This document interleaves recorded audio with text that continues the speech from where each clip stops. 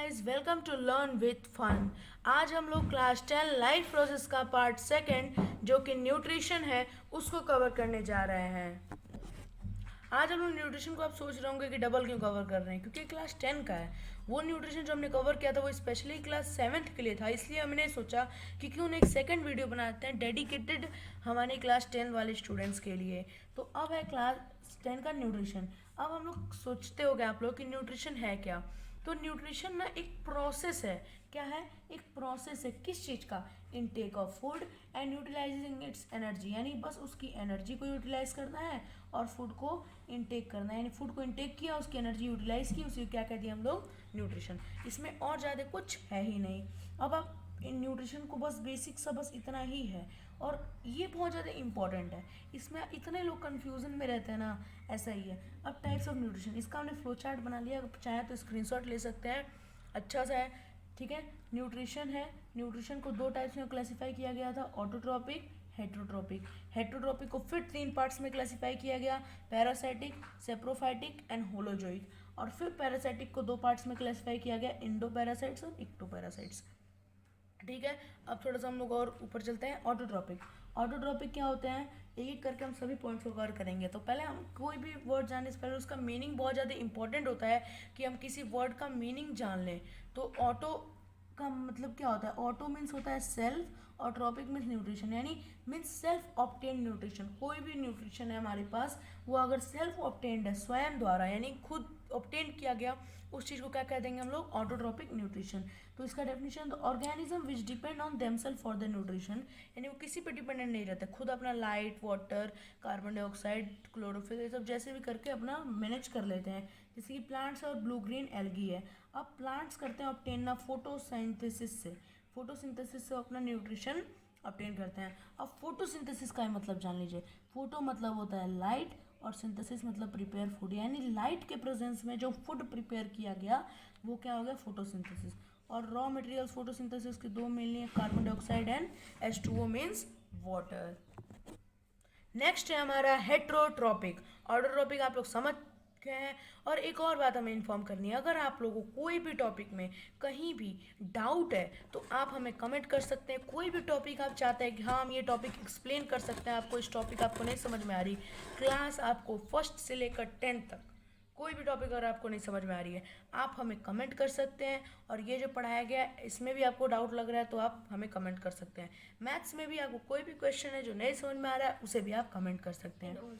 ठीक है, अब है हेट्रोट्रॉपिक। हेट्रोट्रॉपिक क्या होता है? हेट्रोट्रॉपिक वो ऑर्गेनिज्म होते हैं जो डिपेंड होते हैं किसी और ऑर्गेनिज्म पे, यानी वो किसी और पे डिपेंड होते हैं अपने न्यूट्रिशन के लिए, या फिर वो ऑटोट्रॉप्स पे डिपेंड होते हैं। ऑटोट्रॉपिक न्यूट्रिशन जो ऑब्टेन करते हैं, ऐसे ऑर्गेनिज्म को हम ऑटोट्रॉप्स कहते हैं। तो वो ऑटोट्रॉप्स पे ही डिपेंड होते हैं अपने न्यूट्रिशन के लिए, उन्हें क्या कहते हैं? Heterotrophic.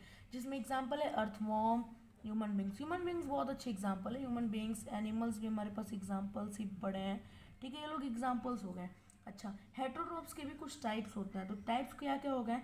Parasitic, saprophytic and holozoic, हमने आपको बताया था। पैरासाइटिक क्या हो गया?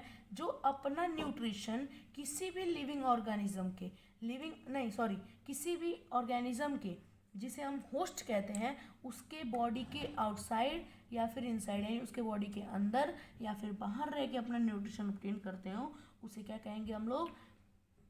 पैरासाइट्स या फिर पैरासाइटिक्स।